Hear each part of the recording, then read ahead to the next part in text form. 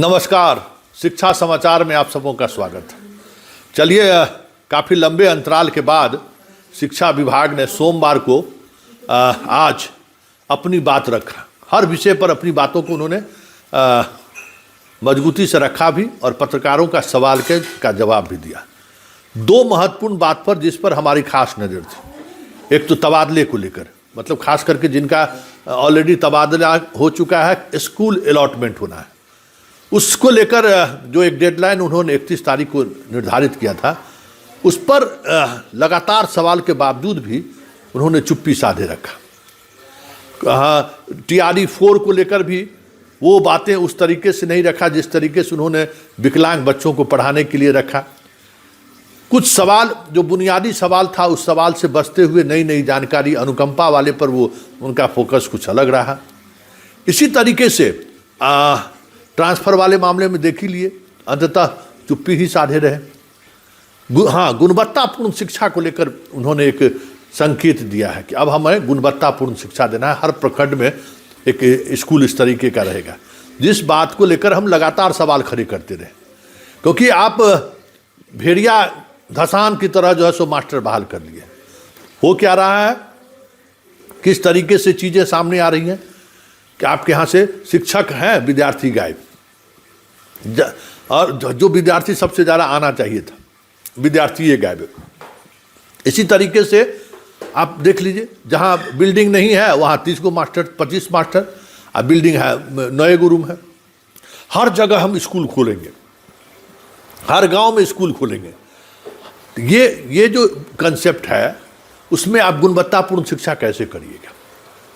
आप स्कूल खोल सकते हैं, शिक्षक बहाल कर सकते हैं, छात्र, और लगातार जब इस प्रदेश की जनसंख्या कम हो रही है, आपका खुद सरकार का डाटा कहता है, तो फिर इस स्कूल खोलने का मतलब क्या है? और आज स्थिति ये है कि तबादले के बाद तो अधिकांश स्कूल, ग्रामीण इलाकों में जितने स्कूल था, सब स्कूल खाली हो गया है। इस सवाल पर भी मंत्री साहब ने चुप्पी साध लिया। हाँ, हमने जो कल कहा था कि हाजीपुर के DM जिस तरीके से एक बार शिक्षकों का समस्या के समाधान के लिए दरबार लगाया, उसको लेकर भी उसने चुप्पी साध ली कि हाँ, उस पर हम प्रोसेस कर रहे हैं। मतलब आज के प्रेस कॉन्फ्रेंस के माध्यम से जो बातें शिक्षा मंत्री करना चाहते थे, वो बातें अगर ज़मीन पर उतर जाए, खास करके गुणवत्तापूर्ण शिक्षा को लेकर, जिसको लेकर हम लगातार आवाज़ उठाते रहे, अगर वो ज़मीन पर उतर जाए तो फिर एक नए बिहार के निर्माण की बात हो सकती है। पर्यावरण को लेकर, शिक्षा को लेकर, मतलब पर्यावरण को शिक्षा से जोड़ेंगे, साइंस से जोड़ेंगे, इन सब बड़ी बड़ी जो बातें उन्होंने कही हैं। पूरे विभाग का कहिए कि आज वो लेखा जोखा पेश कर रहे थे और हम आगे क्या करने जा रहे हैं, इस पर वो फोकस कर रहे थे।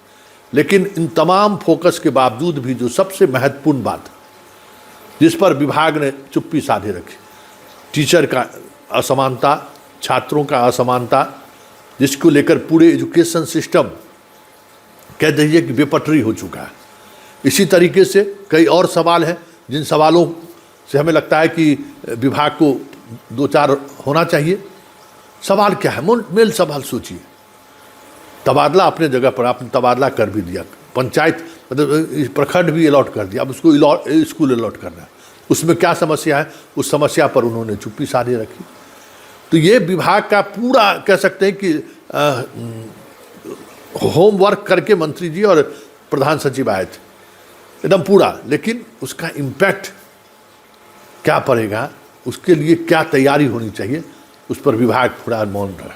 सुनिए, गुणवत्तापूर्ण शिक्षा और आपके तबादले पोस्टिंग को लेकर आज मंत्री जी ने कहा क्या है। जैसा कि हम सब जानते हैं कि 2005 में माननीय मुख्यमंत्री श्री नीतीश कुमार जी को बिहार की जनता ने सूबे की बागडोर संभालने की जिम्मेदारी दी थी, और तब से आज तक 20 साल हो गए।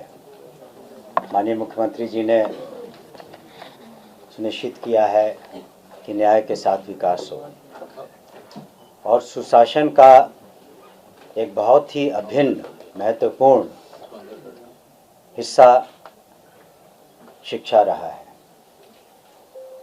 और शिक्षा विभाग को उन्होंने हमेशा इसको आगे बढ़ाने के लिए आप देखेंगे कि जहां 2005 में बजट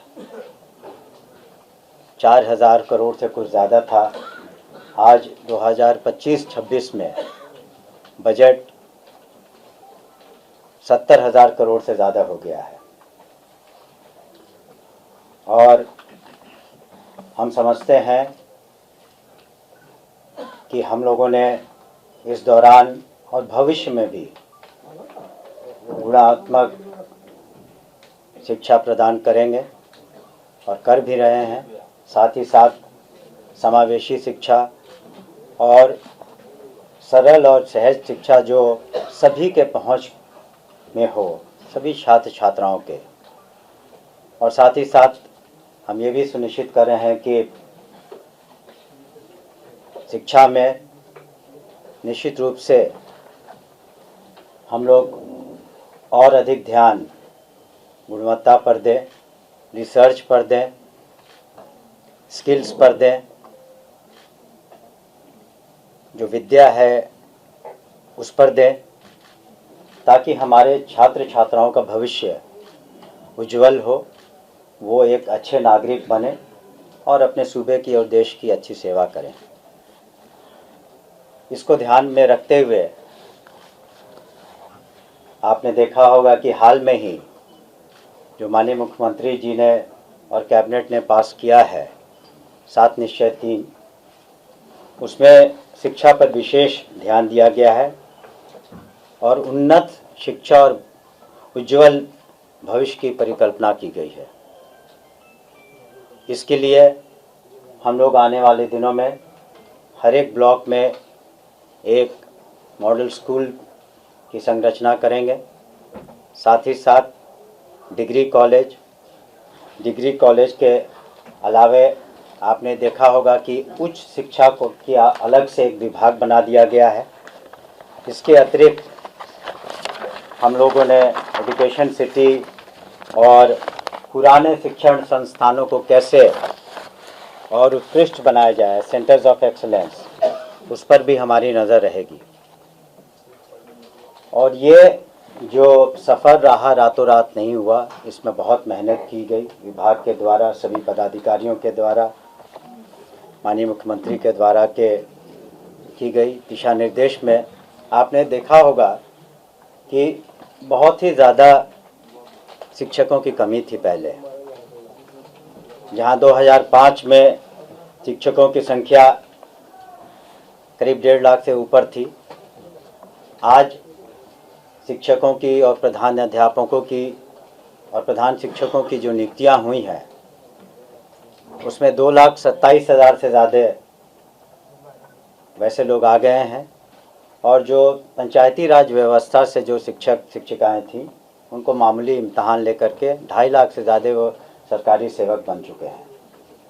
बजट के बारे में पहले ही हमने कहा कि जब 78,000 करीब स्कूलों को क्लास 1 से 12 तक उसकी व्यवस्था करनी है, जहां स्कूलों की संख्या के अलावे छात्रों की संख्या 1,76,00,000 से ज़्यादा है। उस शिक्षा में 15 यूनिवर्सिटीज़ हैं, 23 लाख से ज़्यादा स्टूडेंट्स हैं।